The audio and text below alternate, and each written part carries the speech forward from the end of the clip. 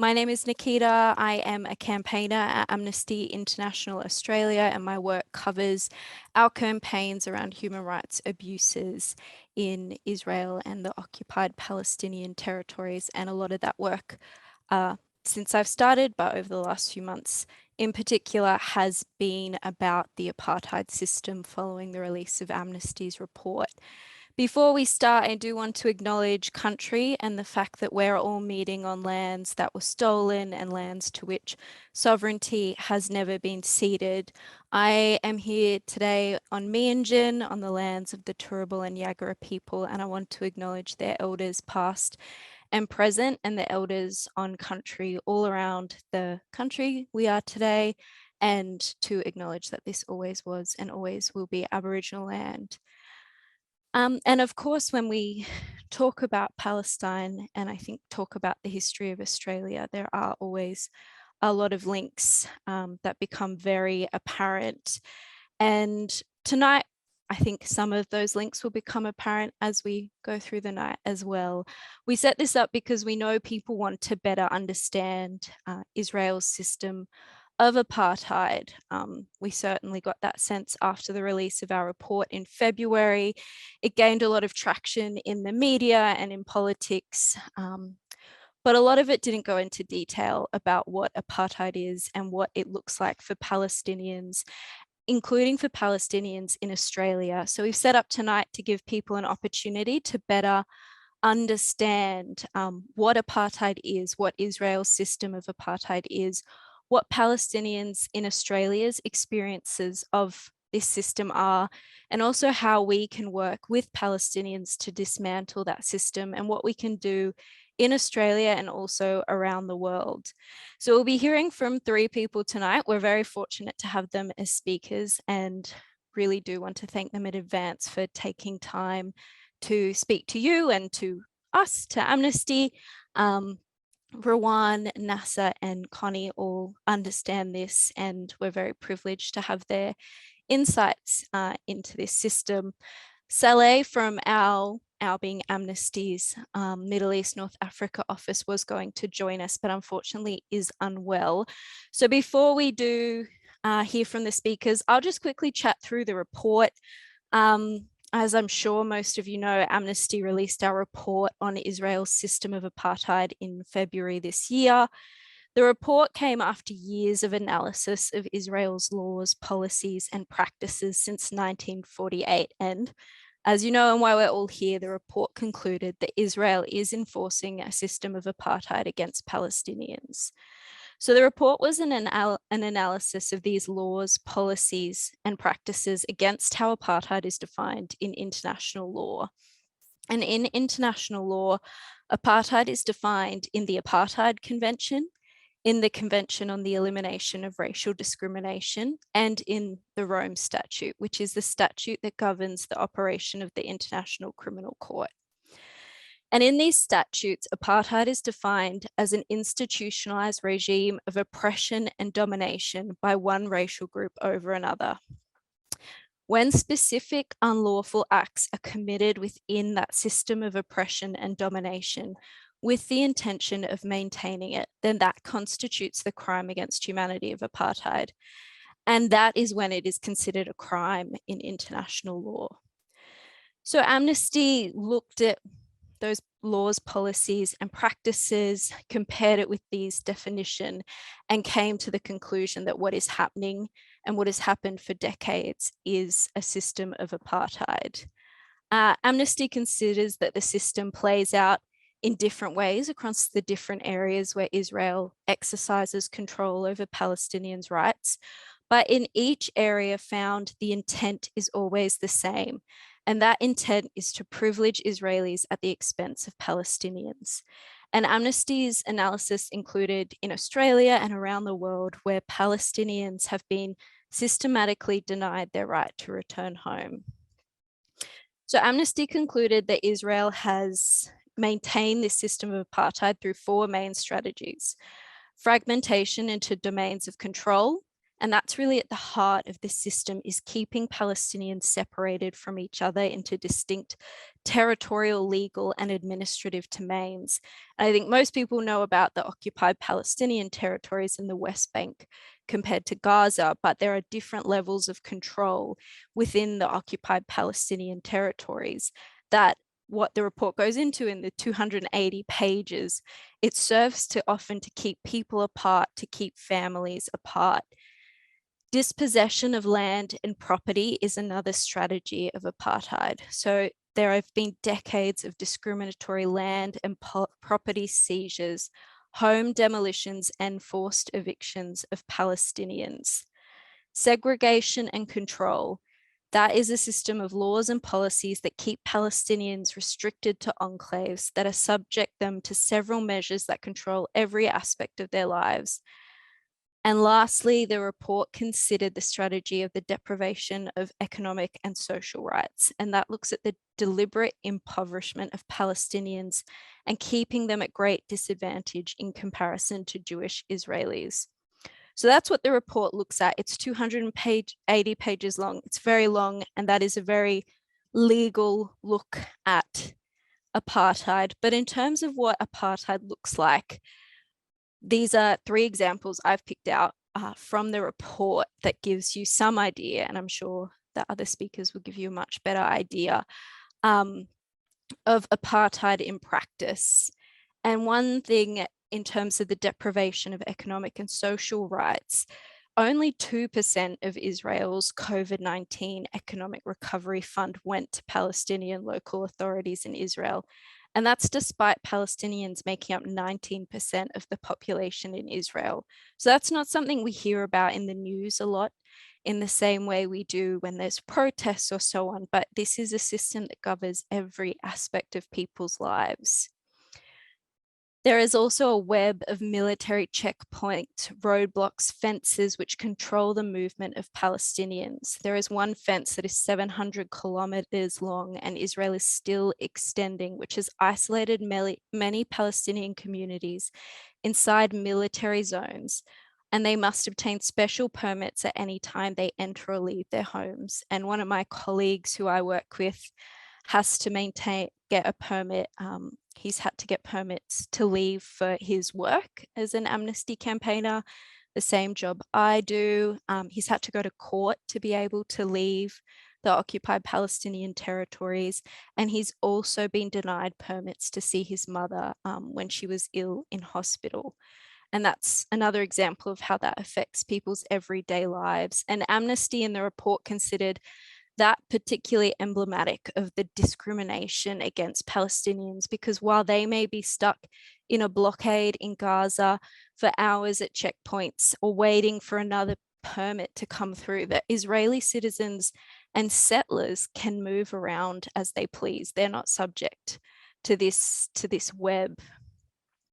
The last example, and this is the one that Amnesty is particularly focused on in our campaigning, is being the displacement of communities and the demolition of Palestinians' homes. So for more than 73 years, Israel has been displacing Palestinian communities and has demolished hundreds of thousands of Palestinians' homes. At the moment, there are over 150,000 Palestinians who are at imminent risk of losing their homes, and some of them are at risk of losing their homes for the 2nd or 3rd time. One of the reasons they're at risk is because they have to obtain a permit to build a home, even to put up a tent that they can live in. But unlike with Jewish Israeli applicants, the Israeli authorities rarely issue Palestinians a permit. And that means they're forced to build homes without these permits. Israel then demolishes Palestinian homes on the basis that they were built illegally. And so this is something that Amnesty is particularly focused on. Obviously, no one should lose their home. And this is something we're campaigning to end, particularly because of what's happened in Sheikh Jarrah and a number of other neighborhoods, including in recent months, where people are right now at imminent risk of their homes being demolished. So this is a small summary, but these findings in the report build on a growing body of work by Palestinian, Israeli and international NGOs that what is happening is apartheid. Palestinians have obviously been calling for an understanding of the system as apartheid for decades. And so Amnesty is much later than that. It has taken us a long time to come to this understanding, but now we are there, and there is this broader international recognition that what is happening, that Israel's treatment of Palestinians is apartheid. We want to be there, standing there with Palestinians, and to be working together to dismantle that system bit by bit. And with that in mind, I would like to pass over to our first speaker. So Rawan Araf is a Palestinian Australian lawyer, and she is also the founder of and the executive director of the Australian Centre for International Justice. She has over 13 years of legal experience in refugee protection, administrative law, and international human rights law. Thanks, Rawan. Thanks so much, Nikita. Hi, everybody. I'd like to also acknowledge the lands that I speak to you from today, the lands of the Cammeraygal people of the Eora Nation. And I pay my respects to Aboriginal elders past, present, and any First Nations people joining us today. This was and always will be Aboriginal land, and I acknowledge that sovereignty was never ceded. And we have much work to do to acknowledge and atone for the wrongs of the past, the colonial crimes, which inflicted untold violence and pain that continues to condemn First Nations peoples on this continent to this day. Thank you to Amnesty International Australia and the Australia Palestine Advocacy Network, APAN, for hosting this meeting today and asking me to speak. I'm truly honoured. For those that are new to the discussion on Palestine, firstly, welcome to this worthy and just cause. What do you know about Palestine? You might know about Israel's occupation, which enters its 55th year next week. Under international humanitarian law, occupations are supposed to be temporary, but Israel's occupation has endured since 1967, and Israel has shown every intention that this occupation is permanent, while it traffics in disingenuous talk of peace on the international stage. It's an occupation that is known for its widespread and systematic human rights violations that operate en masse on a daily basis to ensure Israel's militarized control over the Palestinian population in the West Bank, including East Jerusalem and the Gaza Strip. Perhaps you know what Palestinian lawyer and academic Noor Arakat, borrowing from Teju Cole, refers to as the hot violence, the intense air wars on the besieged Gaza Strip that are repeated with impunity on Palestinians in Gaza every few years. The airstrikes, the flattening of entire buildings, including civilian infrastructure such as water and electricity plants, the artillery shelling, the sonic booms, the white phosphorus. There's the violence of the home demolitions and forced evictions in the West Bank. The shoot-to-kill policy of its trigger-happy snipers, or the deliberate kneecapping of Palestinian protesters in the Great March of Return in Gaza by those trained snipers. One of those trained snipers targeted the late Palestinian journalist Shireen Abu Akleh in an exposed area on her face under her ear a few weeks ago. But it's the structural, slow, cold violence of Israel's apartheid that is often ignored. Sometimes it's not just ignored, but Palestinians are cruelly expected to endure it and give up on their fundamental right to be free from oppression and racial domination. It's the collective punishment, the land and property confiscations, the illegal colonial settlement expansion and enterprise, the economic exploitation of Palestinian labor and resources, the expansive military injustice system, the denial of freedom of movement, the severe restrictions on the movement of goods and trade.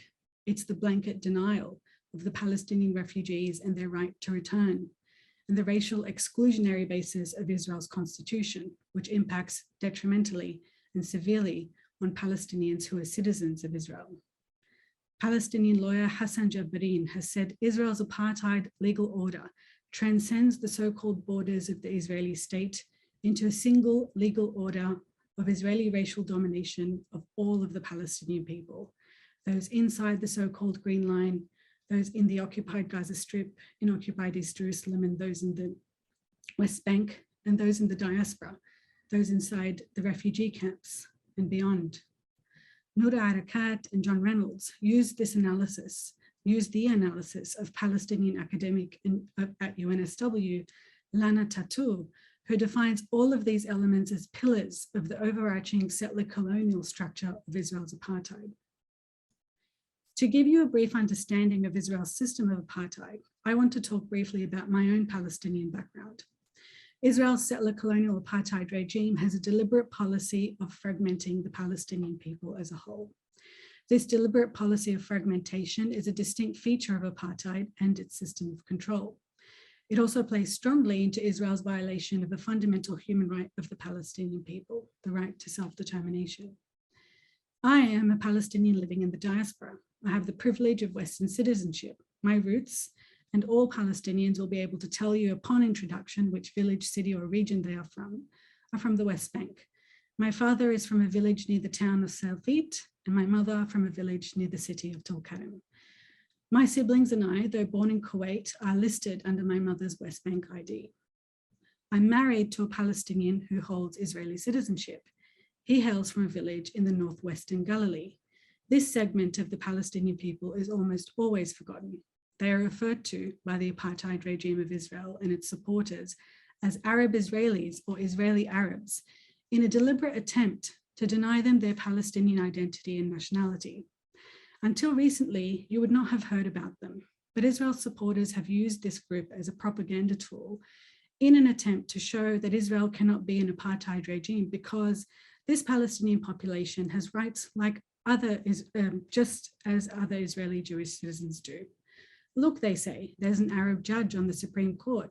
There are Arabs in Israel's parliament, all of which does nothing to deny the reality of over 65 laws and policies that are in place that distinguish on the basis of race, prohibitions that no Israeli Jewish citizens will ever face that Palestinian citizens must endure. Let me give you an example.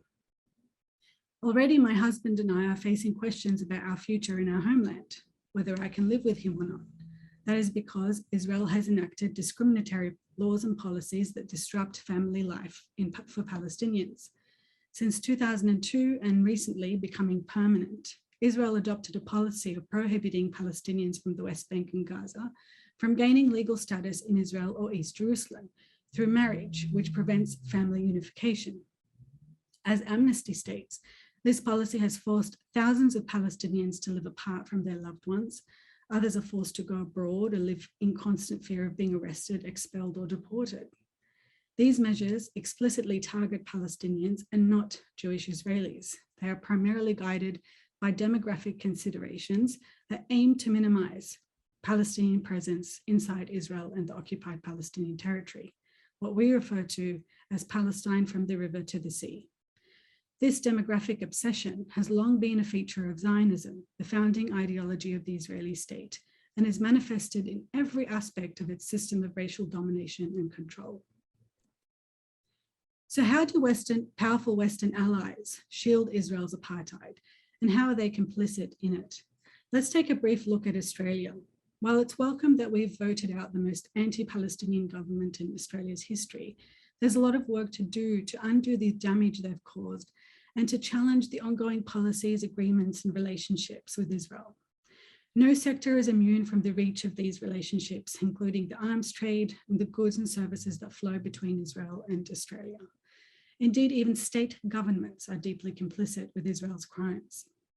The previous federal government initiated a process to consider entering into a free trade agreement with Israel. And it's likely that this new Australian government will continue that work. We have to be ready to oppose this agreement. So please have a look at the submissions to that process provided by organizations like mine, the ACIJ, APAN, and many others. And we'll continue to monitor the process and challenge it throughout. In 2004, the International Court of Justice condemned the apartheid or annexation wall built in the occupied West Bank as illegal. Customary rules of international law provide that states should not recognize nor render aid or assistance to this internationally wrongful act.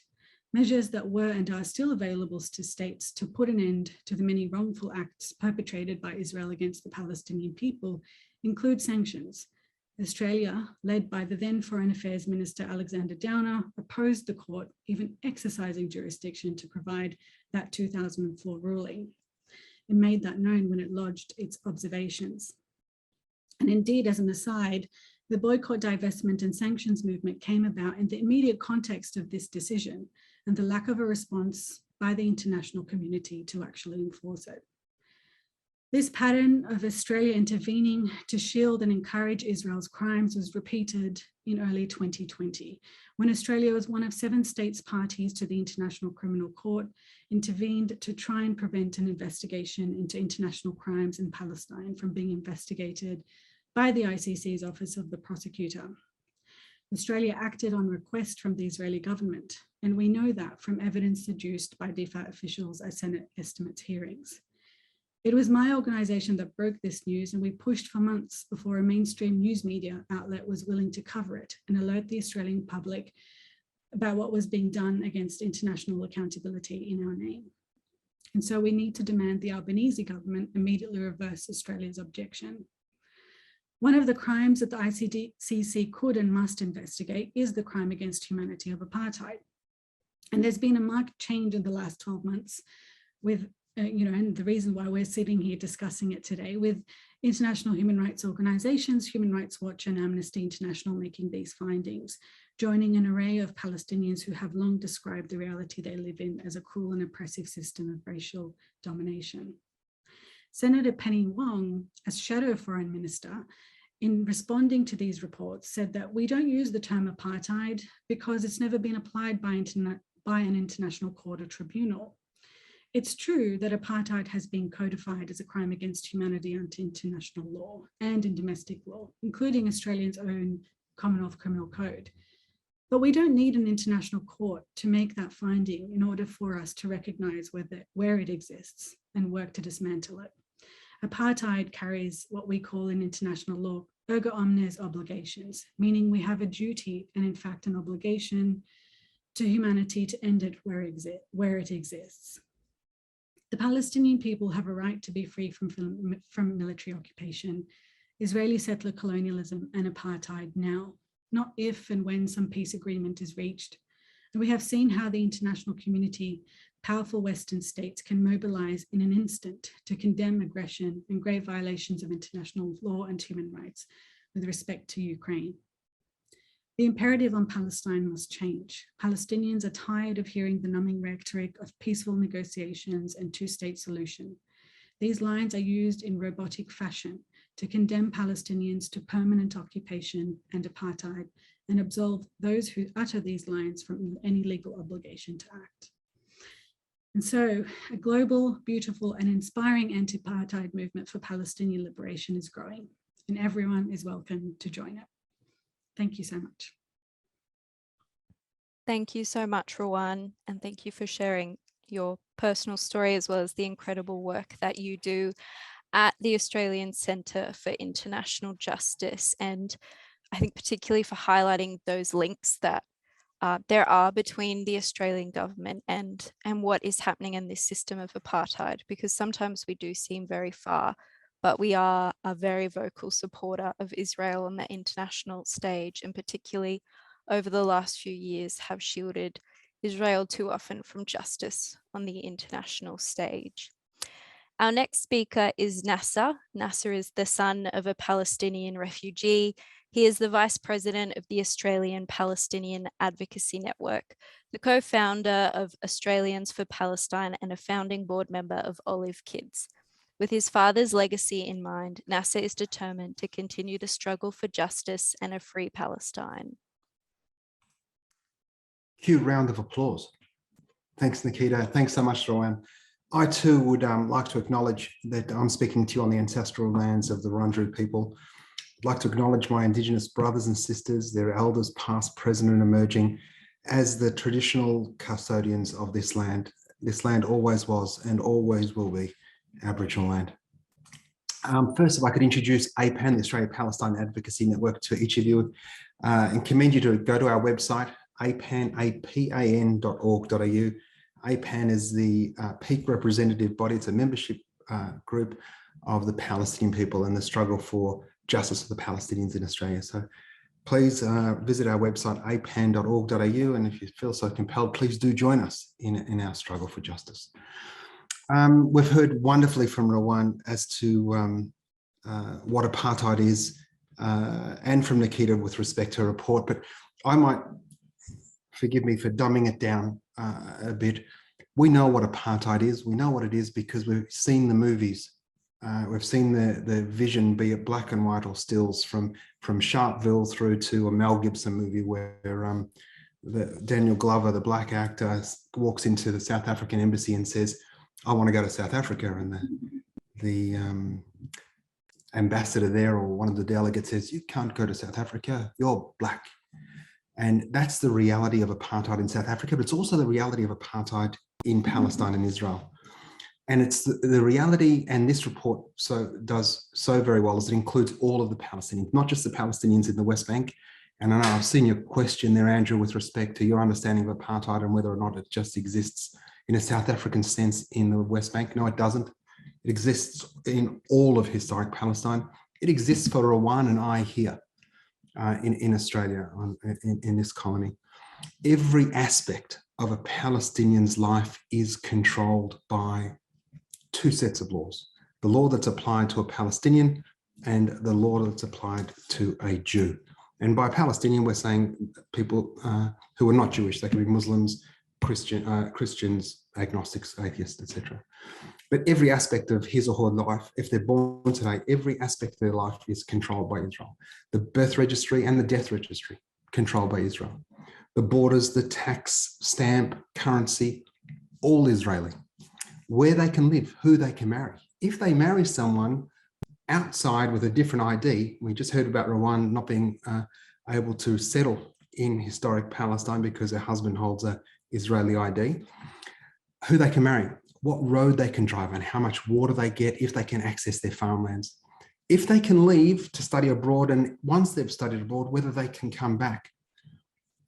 In historic Palestine, the Palestinians in the West Bank, the state that we were supposed to have, only just now have the Palestinians been able to get 4G.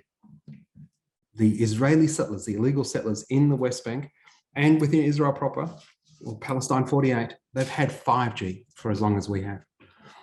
And this apartheid extends, Andrew and others on this call, beyond the West Bank, beyond Israel, beyond the refugees that surround what we call the collar countries, those Palestinians who were expelled in 1948, ethnically cleansed, like my father and Rawan's family, ethnically cleansed from their ancestral homes in the collar countries of Lebanon, Syria, Jordan, and Egypt, and extending through to the Gulf and Iraq, etc.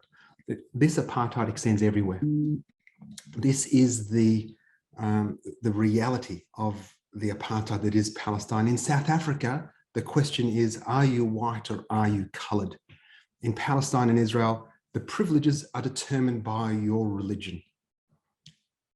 I'm really honoured and excited to be presenting to each of you. I know there's a few hundred of you on here and you're all Amnesty members, etc. And it's so heartening for Palestinians to have a group like Amnesty, the world's most recognised human rights organisation, standing up for Palestinians. Now, the Palestinians have been saying it for years that it's apartheid. Recently, Israeli NGOs like Yesh Din and B'Tselem, Israel's largest human rights organisation, quoted by the White House when they released their reports. B'Tselem said it's apartheid. Human Rights Watch and now Amnesty. And this report, and Nikita spoke to it before, it is meticulous. It's 280 pages and it is very filled with legalese, and it is a tough read. It's a tough read as a Palestinian because it's so harrowing. It's a tough read for a layperson because of the language, and because as human beings, we just can't believe another set of humans could do this to anybody else. Amnesty has a 90-minute course that I've done. It's really quite interactive. It's an opportunity for you to get a really fundamental understanding of just the laws that exist around the discrimination for the Palestinians. So be sure to check out the report and do that course. That save you reading the whole report. Although if you are up to it, I'd certainly commend it to you. One of the great things about this report as a differentiator from some of the other ones is that this report and Amnesty sought to engage with Palestinians directly. And this is really crucial in a colonial context where NGOs and human rights organizations actually speak to those with the lived experience. And as we say in our struggle, there should be nothing about us without us. Chillingly, disturbingly, upsettingly,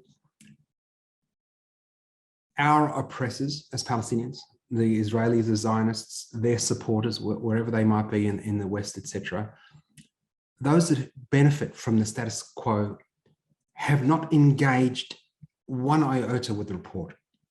And there's a reason they haven't. It's because what's in that report is irrefutable. It is meticulously documented. There's references to everything. It's irrefutable. So rather than engage with the report with a view to a long-term solution and shared humanity for us all, those detractors, those that benefit from the status quo, our oppressors, have sadly decided to smear Amnesty and the authors and everyone associated with it as being anti-Semitic. It's terrible. It's a terrible slur because we know what anti-Semitism ultimately manifests itself in, and we should never forget. But it's unacceptable for a report of this caliber to be smeared and dismissed purely as being anti-Semitic without ever being engaged in. And so we're very, very grateful. So thank you very much to those people within Amnesty and our people that are on the call today. The reason I'm here today is to make a call out, a challenge, a request, a plea to each of you. Whilst we are thanking Amnesty for the report, it's a report. I mean, there's been reports, you know, children in detention. Aaron, we've had that many Indigenous in death reports. Reports quickly get filed away and gather dust. And whilst there's a global focus on settlements as if this might fix the issue, this report delves into the true extent of the incredible oppression the Palestinians suffer. And we, the Palestinians, need you, Amnesty members and Amnesty International, to stand up for the Palestinians now and tomorrow until we see justice. We need you to be committed to stand with us for the long term. The struggle isn't just about producing a report and putting it out there in the ether. We need to struggle for justice and human rights for all, irrespective of any of our religions. Sadly, the Palestinians are not voiceless. We're not voiceless, but the Palestinians have been marginalized and silenced. That's why we need your voice and your advocacy and your effort. And it's so important for you to speak to your friends, speak to your unions, speak to your work colleagues, engage your politicians. We've got a brand new government, you know, meet your local politicians, speak to them, ask them what they're going to do about the struggle for human rights in Palestine. Australia's got a long history of generally doing the right thing. We don't always do the right thing and often we're slow. But when it comes to Palestine, Australia's been terrible. Australia has really failed the Palestinians. And so we're calling upon you to reach out to your politicians and do so. Our last Prime Minister, I don't like even saying his name, I'm so thankful that he's gone. He dismissed the report and said, no country is perfect. And Nikita and the team, I mean, the comms they put out was just fantastic. And I'll just read it. While the PM is right that no country is perfect, not all countries commit crimes against humanity. And when they do, Amnesty International believes that Australia has an obligation to condemn these crimes, but also an obligation to act. So a wonderful rebuttal to that flippant comment from our former Prime Minister, Nikita and team. As Rawan said, Penny's response was a little bit more nuanced and I believe left some space open for Labor to engage with the report. She said that Labor doesn't agree with the use of the term apartheid, but she did say that the report's findings were concerning and she expected the government to review it closely, assess the situation on the ground and make representation about Australia's views. So I do believe that's a significant opportunity for us to be engaging with her, with this new government and really calling on them to make a difference. The reality is Australia is a middle power. We can make a difference by holding Israel to account by recognizing the state of Palestine, we create space for countries like Canada and New Zealand and Western European countries to join that and increase the pressure on Israel to abide by its international obligations as a country. I'm just going to very quickly touch on a case that's dear to Connie, who'll be joining after I, but also to me, the Olive Kids. And in Nikita's introduction, she spoke about Olive Kids, the Australian Foundation for Palestinian Children. It's an orphan sponsorship program that we set up. And we set it up because World Vision could no longer send money to Palestine, to Gaza, because their manager there, Mohammed al-Halabi, 6 years ago, following a routine meeting in Jerusalem, was detained by the Israelis. He was interrogated for 50 days without access to a lawyer, held without charge, held without seeing a lawyer. He was beaten to the point where he lost hearing in one ear. The Israelis allege that he stole $50 million and diverted it to Hamas, which would be amazing because World Vision's entire budget was 22 million. I mean, a famous Palestinian once turned water into wine and fed his followers with 6 loaves of bread. But how he turned 22 million into 50, I'll never know. The Australian government, independent investigations commissioned by World Vision, etc., found no evidence of any diversion. Yet 6 years later, he still sits in jail. He's had 160 hearings. Connie will talk more about it, but we really need to be holding Israel to account. I'm going to finish just with a very quick story about my father and a personal story of how apartheid affects me and my family here in Australia, you know, a million miles from Jerusalem, where my father was born. My father was given refuge in Australia in the 1950s as a stateless Palestinian. Our former treasurer, Josh Frydenberg, his mother, a Holocaust survivor, former citizen of Hungary, she was also a stateless person, and she was afforded refuge in Australia as well. Both thrown from their homes, both at the other end of Earth. Both Josh and I were born in Australia, both educated here, both married here, both raising our families and businesses, etc. And Josh becoming the treasurer of Australia. The difference between Josh and I, we're both Australians. Josh is Jewish. I was raised by a Muslim father and a Christian mother.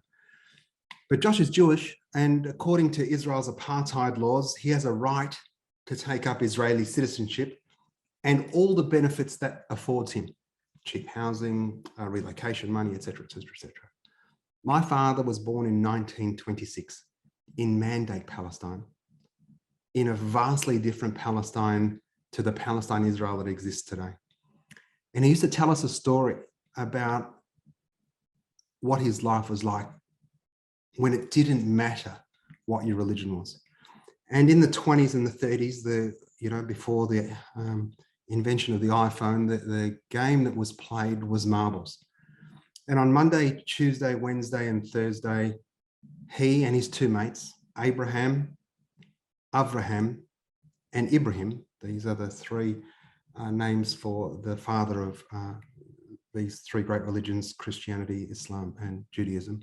Abraham, Avraham, and Ibrahim would play marbles together. And on Friday, Ibrahim would go to mosque. And on Saturday, Avraham would go to temple. And on Sunday, Abraham would go to church. And on Monday, they'd play marbles together. They didn't know or care who or when you celebrated their God, how you celebrated your God. They were only interested in winning marbles. My father's dying wish was to be buried alongside his mother and father in our village. Now, our village is inside Jerusalem's borders. It's part of the West Bank, not part of what theoretically in a 2-state solution would be Israel. So when he passed, we sought the advice of the Israeli embassy as to how we might repatriate his body and fulfill his dying wish. We were asked if we were Jewish, if my father was Jewish. And when we said no, we were told in no uncertain terms that there would be no way that this could happen. I tried again a second time, had the same result with the embassy here in Canberra. This is apartheid. Josh's mum can actually be buried there. My father wasn't allowed to. This is apartheid. One law for my father and a different law for Josh's. We're both Australian, but one privileged by the apartheid law because he's Jewish, and the other denied his dying wish because he wasn't. Sadly, my father had done the calculus many years before he died, and he knew that the eventuality of him being able to get taken home was going to be pretty slim. So he smuggled some soil with him out of Palestine, and we were able to sprinkle some soil when we buried him. That's apartheid. It's not because we're black and they're white, or we're white and they're black, just because we celebrate God on a different day. It was unacceptable in South Africa. It's unacceptable in Palestine. Thank you for everything Amnesty's done. Thank you for being part of this presentation. And I'd commend you to please read the report, share it with your friends, talk about it. Because none of us is free until all of us is free. Thank you. Thank you so much, Nasser, and thank you again for sharing your personal experiences and for reminding us that reports are only paper or PDFs, and what is really important is that we take as white Australians, to listen to Palestinians and what you and your community are calling for, and to take action, and to, especially with this chance of a new government, to do what we can to change Australia's position towards Israel and towards Palestine, because it can really make a difference. So thank you so much. Our next speaker is Connie. Connie is the former head of World Vision's Middle East operations, and she was Mohammed El Halabi's former manager at World Vision. As Nasser mentioned, Mohammed is a World Vision worker, and he is currently on trial accused of funneling millions of dollars of aid, most donated by the Australian government, to Hamas. We've just heard that Mohammed's verdict will be announced soon, by the 16th of June, after that long time, nearly 6 years that he has spent in detention. And so I will hand over to Connie to tell us about Mohammed and her experience working with him. Thanks very much, Nikita.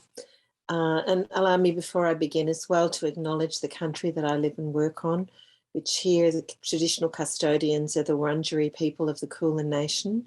Pay my respects to their elders past and present, and hope with optimism that with this change of government's very early commitment to the Uluru Statement of the Heart, that we do begin this journey of reconciliation and justice with the First Nations of this land.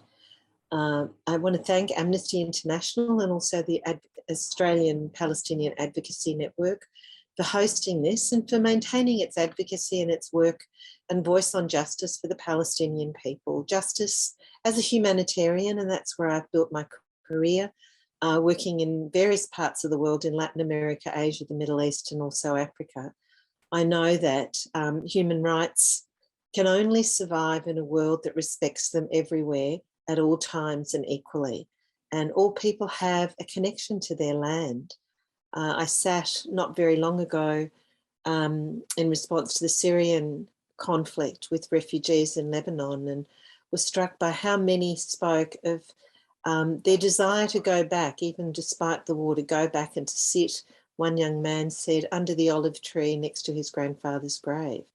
Land carries the stories of the people, carries their culture, their history and their connection. And we all know that. We see that now in Ukraine, where we hear so much of it. I'm very honoured to be able to join this panel, and want to thank Rawan and Nasser for the words that they've shared, and for giving me the opportunity to share about a particular case that is very, very close to my heart. I, as Nikita said, was for a number of years, for 7 years, I was the World Vision regional leader, World Vision International regional leader, looking after programs across the Middle East and Eastern Europe. So a whole range of countries from Afghanistan, Pakistan, through Eastern Europe, Bosnia, other areas of former conflict, Albania, Serbia, through to the Middle East, Syria, Jordan, Palestine, Israel, and Lebanon. Mohammed El-Halabi was my staff member. He was responsible for programs in Gaza, and we had amazing work in Gaza. We had, of course, the World Vision's flagship program of child sponsorship. But you need to remember, child sponsorship was never about looking after an individual child. It was looking after that child and its family and community. It was always about broader issues like water supply for the whole community, and particularly to ensure that the children were able to be healthy. It was about education so that all children could have access to educational opportunities, which is the foundation for a sustainable opportunity to pursue your hopes and dreams and your talents in later life. In Gaza, sadly, it was also always about humanitarian assistance, so meeting the basic needs of survival. Millions of people live in Gaza on a tiny, tiny plot of land surrounded by high fences that are patrolled, and with an ocean that they're unable to go out beyond a couple of kilometres. So they're entirely landlocked, and the infrastructure is severely diminishing and deteriorating because of the lack of opportunity to bring in new equipment and replacement equipment for things that are destroyed destroyed through age, but also destroyed through the periodic conflict that breaks out over Gaza and destroys civilian infrastructure and agricultural livelihoods upon which people depend. So World Vision has been there for a long time, and Mohammed led that work. He was awarded a United Nations Humanitarian of the Year award in recognition of the quality of work that he did. He was just one of my favourite staff members in terms of someone who had a joy in his work and a commitment to his people. He was apolitical in terms of seeking great outcomes for the vulnerable families and children of Gaza. He worked tirelessly with Palestinian traders and Israeli traders to ensure that produce could be brought across the border and taken to markets, and to ensure that things like irrigation equipment and fencing could be brought into Gaza to help re-establish agricultural lands that had been churned up by the conflict. He was incredibly committed to the work with children. World Vision established 42 child-friendly spaces after the 2000 and I think it was 15 conflict, or 2014 conflict, where so much, huge loss of life, huge loss of civilian life, huge loss of infrastructure, and there was a massive rebuilding task that was required. But the focus was also on the children who'd been incredibly traumatized by the violence that they'd seen, experienced, the death of family, of friends, of school friends. And a huge amount of work had to be done to be looking at psychological first aid for those families and children to allow them to find an equilibrium again, so those children could even just engage productively in education. So Mohammed's work was amazing. My role was to support my teams across 14 countries, but I was often I travelled often to Israel, to the West Bank and to Gaza in order to monitor programs and to help support the national director and key members of the management team like Mohammed El-Halabi. The work that I saw in Gaza was amazing. The money was not diverted. I saw the strawberries grown that were organic strawberries exported to Europe. I saw the fields re-established very quickly and tomatoes and onion plants in the ground. I saw the fishermen who were assisted to rebuild, to repair their boats so that they could resume fishing, their livelihood, but also really important to the local market and to the local people. The work was done, the child-friendly spaces existed, and the children would run to Mohammed when he visited because he was clearly connected to them. This man was no militant who was had an ulterior motive to divert resources for militant purposes. He was there to look after his people as an internationally recognised humanitarian. Mohammed, as Nasser said, was coming on routine work, travelling back into Gaza when he was arrested on the 16th or 17th, I think, of June, it was 2016. Israel has now, forgive me, cold. Israel has now committed to giving a verdict in the case against him on the 17th of June this year. That is 6 long years between being detained, initially being held for 50 days, without charge, without access to any legal representation. And Mohammed said he was tortured, he was beaten during that period of time. Since then, on the 4th of August 2016, a charge sheet came out, which included claims of diversion of $50 million, of diversion of food to scuba diving equipment, all sorts of stuff, which is simply not true. And how do I know it's not true? Because there's been 3 audits. Not only have I seen with my own eyes the tangible outcome of the expenditure of that money in Gaza for children, for fishermen, for women in economic development programs, for agricultural communities, but one of the world's biggest accounting firms, one of the big 4, did a forensic audit.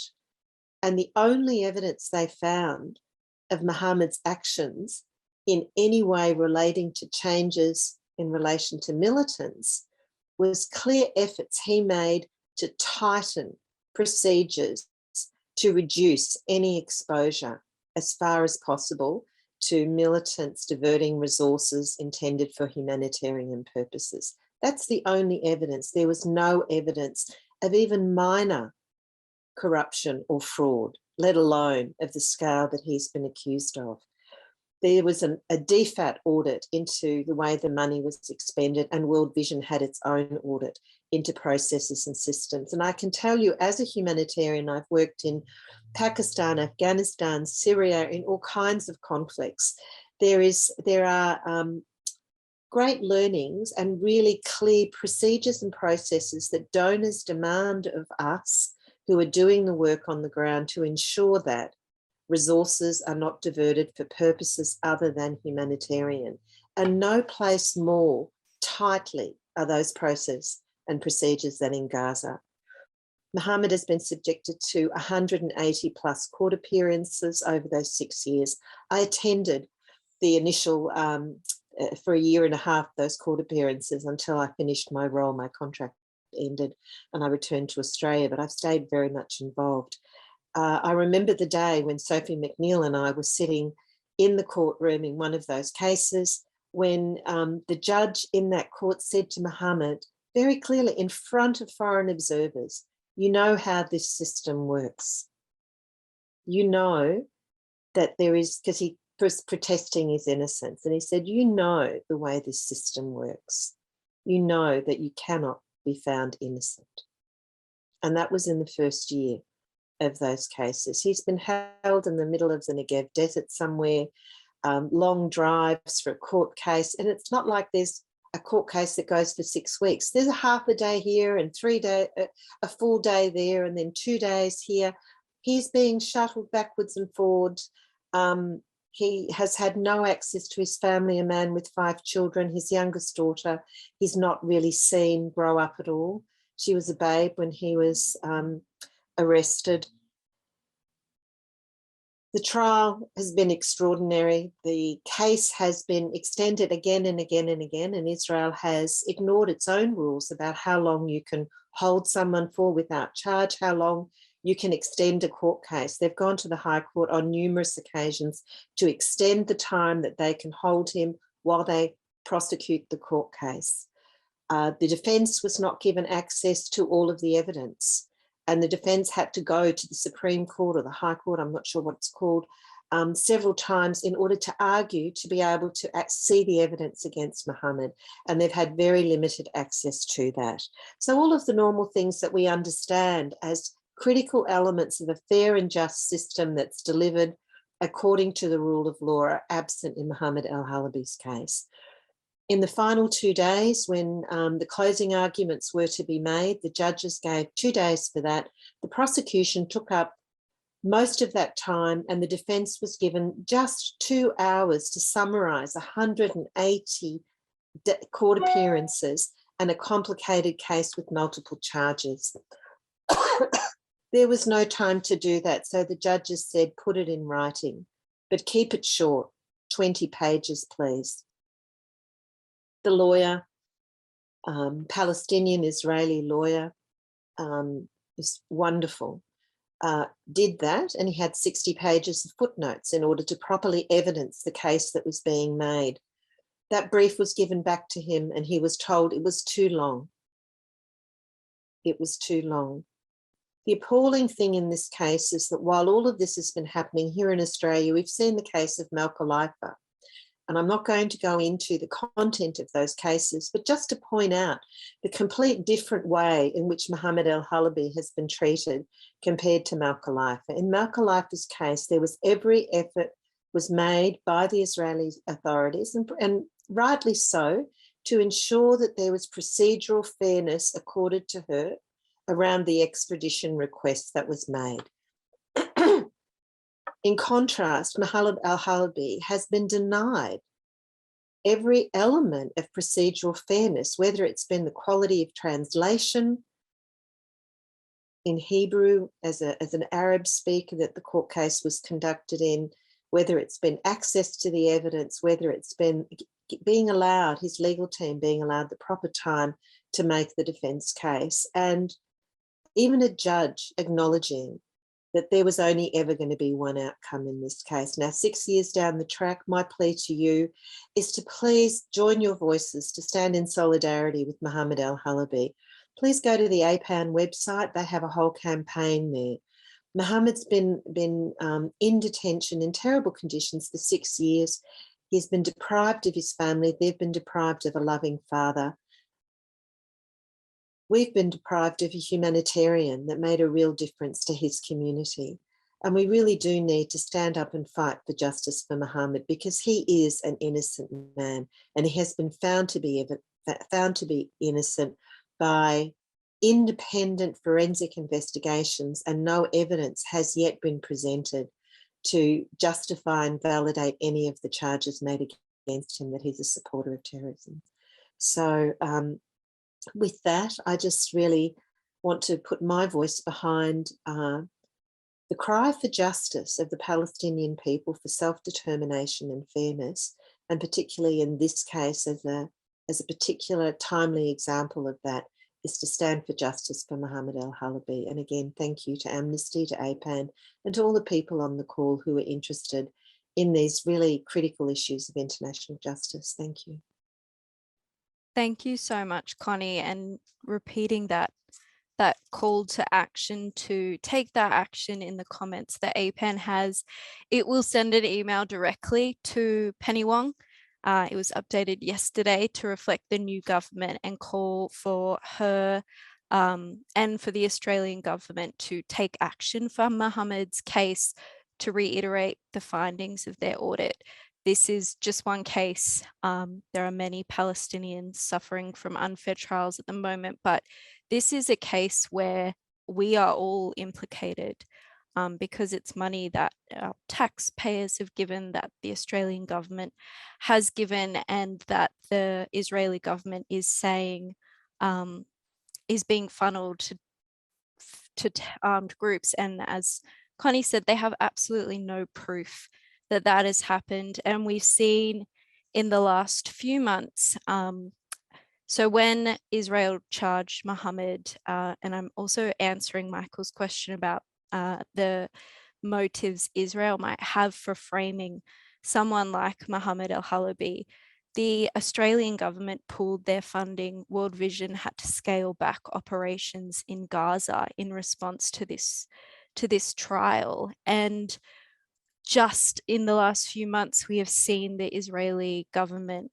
mark 6 really important Palestinian civil society organizations as terrorist groups. These organizations had a lot of backing from the European Union in particular, and they received a lot of funding from the European Union. Now, and they are now officially designated as terrorist organizations. And that for the European Union obviously presents a real problem for funding. Thankfully, the European Union, for the most part, has continued funding these organizations, but there are a number of cases where civil society, where humanitarian heroes like Muhammad are targeted, because I think the Israeli government does not want to see this support going to Gaza in particular, but to Palestinians everywhere. And they're doing everything they can to stop people like Muhammad, but also these organizations who come out with, they are reporting on apartheid a long time before Amnesty did, and on human rights abuses in Israel and the occupied Palestinian territories. We don't have a lot of time, and thank you everyone for answering your questions, for asking your questions, but particularly thank you to everyone on the panel who answered the questions as we went along. That is so great, and I think is so helpful for the people who asked. If I can just ask one question that's come through to the panel, and that is about the methods of redress that exist and what can exist for Palestinian people who have been shunned and denied their rights by the international community for so long and who failed to recognize their sovereignty and autonomy.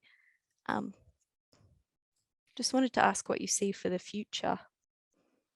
I'll quickly respond, and maybe Nasser and Connie might want to add some to it.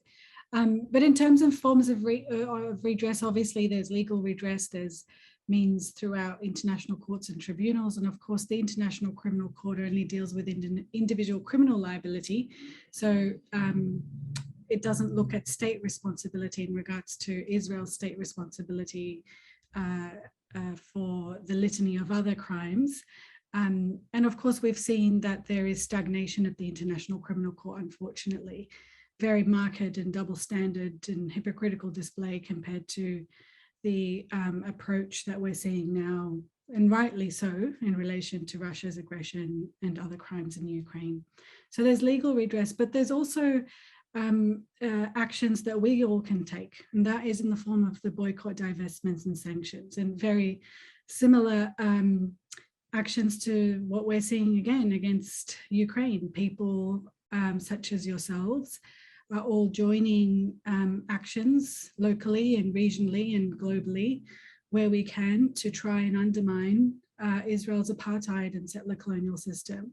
So try and join your BDS local chapters in Australia and groups like APAN, and follow the work of organizations like myself, like the one that I run rather, and Amnesty International and their campaigning. And hopefully we can all,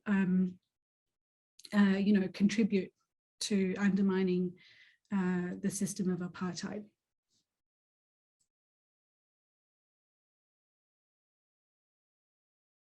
Did you have anything you wanted to add, Nasser? I might just add a little bit to what Rawan was saying, and she's absolutely right.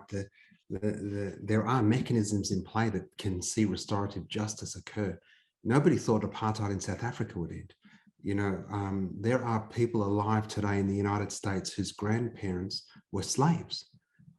Humanity, East Germany and West Germany were, in my lifetime, we saw the wall go down. If we believe that we're all humans and we have a shared humanity and a shared compassion for each other, we can create justice. And justice for Palestinians looks like, well, for me, I'm an Australian, I'm not sure that I want to live in Palestine. But what I do know is that my 74-year-old right of return, my inalienable right to return, my birthright to return is mine and mine alone. No one can give it away from me. I can't give it away from my children. I don't know if I want to go back, but what I do know is nobody has the right to say I can't and call themselves a humanitarian. You can say I can't, but just know that we know that the world knows you're a racist. And I think we need to be clear and unequivocal in that. And the more we say so, the more we call out that sort of anti-Palestinian behavior, the greater the chance is for us to advance a restorative justice that sees us all. I mean, I dream of the day my father's first girlfriend was a Jewish woman. She was a Palestinian Jew. He was injured in a battle with Zionist terrorist gangs in 1946 and imprisoned in a Jewish Zionist military hospital. She used to take him food from their dinner table in Jerusalem because my grandparents couldn't get to my father. She would take it to him. It didn't matter how you celebrate. It doesn't matter how you celebrate COD, or if you do Nikita or Connie or Rawan or Chloe or I, we're Australian. And that's how Palestine used to be, and that's how Palestine will be in the future. And in that sort of circumstance, I think, you know, justice can be applied. Can I just quickly answer, Lily put a question there about the ICC. The ICC is a fantastic thing if it's applied to everyone, like a free trade agreement. The challenge with the ICC, sadly, is they're able to always convict and imprison people of color. No problem, you know, scooping up an African or a Serbian, but John Howard's still walking the streets, as is Blair. And I mean, it's the 90th birthday of Henry Kissinger. I mean, apparently when you're evil, you get to live forever, like Baroness Thatcher and stuff. So the ICC does have a place, but it needs, its jurisdiction must be universal and everybody must participate in it.